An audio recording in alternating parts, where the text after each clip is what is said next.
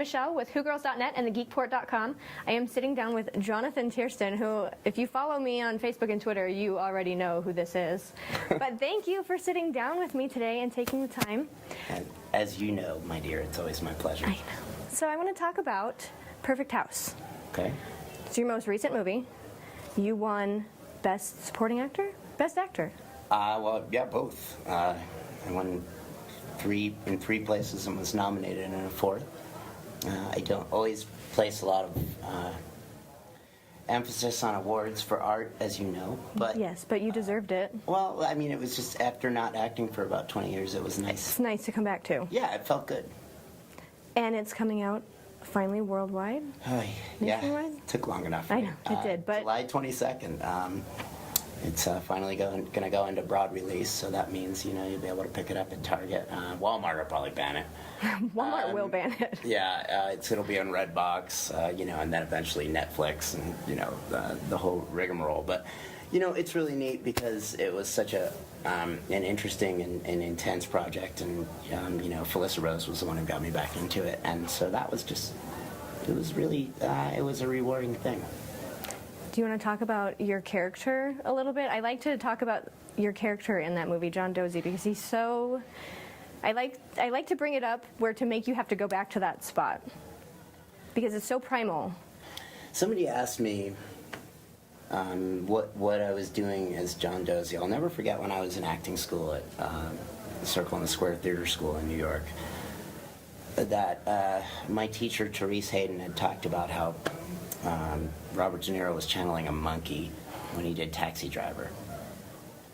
And to be given a role like John Dozie, which was so intense and layered as my first role back, was at first it was daunting. I was terrified. But then I thought, okay, well, what can I do to sort of distract me from making it seem like I'm forcing it? So I picked a mosquito, and for me that's sort of where that came from. And then as far as the primal instincts of John Dozie, I've said this before, we all have that inside of us. We're scared to face it, when nobody wants to, what's the Billy Joel song, we all have a face that we hide away forever, and that is in us. We are primal. We're still animals, whether we want to believe it or not. And so finding that part was surprisingly easy. But dialing it back and making it interesting and understanding the history of the character, that's what made it fun and hard. But really, that's the best part, is when you find, but I had someone say to me, I liked him. I didn't want to like him. You don't want to like him, but no. You do. Yeah. And that's an interesting serial killer to me. And they're doing a prequel based on your character's kind of how he got to where he was. He's a really horrible, horrible serial killer.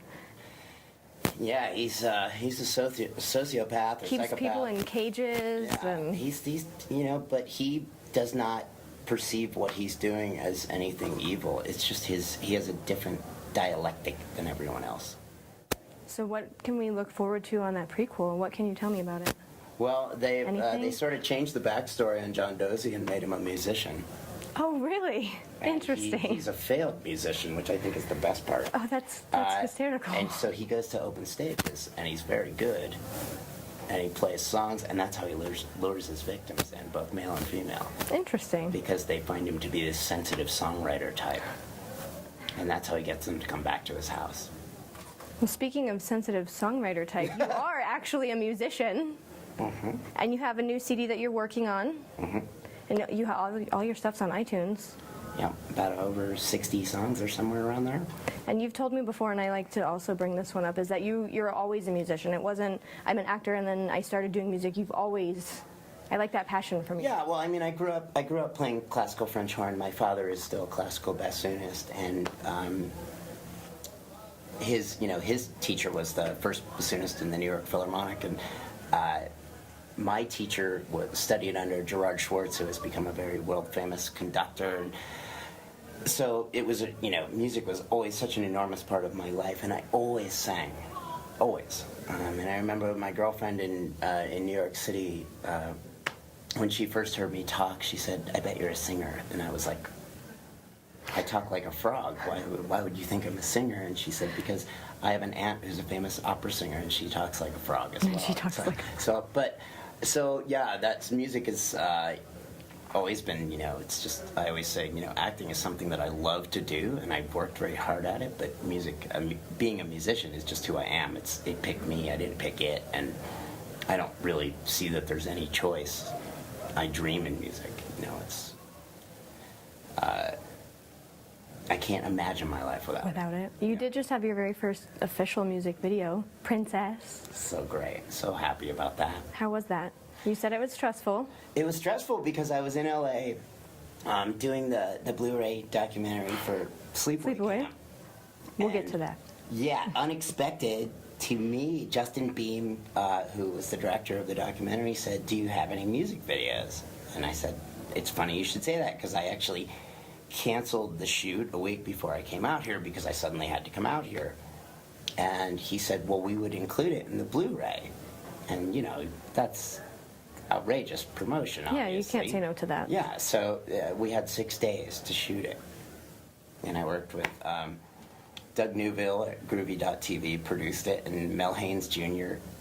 directed it. And I didn't give Mel any feedback at all. And I said, "You just run with it." I said, "I'm not very visual. I'm mostly, I'm an audio guy." And so he did that, and he shot the first part of it at the Oriental Theater in Denver with a helicopter drone, which was really cool, which he crashed. Nice. And then Crash the toys. he knew that he didn't have enough footage, so he said, "Can I drive up to your house and shoot you there?" And so he shot me and my songwriting partner Mitch Deswarte, and he just did a phenomenal job of sort of putting together. And his wife, Marguerite, was the dancer in it, and it was just, he did a phenomenal job of putting it together. He did. Yeah. So Sleepaway Camp on Blu-ray. That's how I originally know you from, Sleepaway Camp. Everybody originally knows me. Great movie. So it is coming. It's an 80s cult classic now. It's reached a level that I never, ever thought it would get to, where they mentioned, Rue Morgue came out this month with their article where they said the triumvirate of camp horror, which is the Friday the 13th, The Burning, and Sleepaway Camp. And, if you had asked 15 years ago, we were not mentioned in the same breath with those movies. So to be part of something that has just gotten bigger and bigger and continues to swell, as well as, the talks of a Hollywood reboot. When does it come out on Blu-ray? May 27th, and I will be in LA at Dark Delicacies on May 30th for the signing. Very cool. And you can check out all of Jonathan Tiersten's stuff at jonathantiersten.com. Mm-hmm. So thank you so much for sitting down with me. Oh, Michelle, it's always a pleasure for me. You do.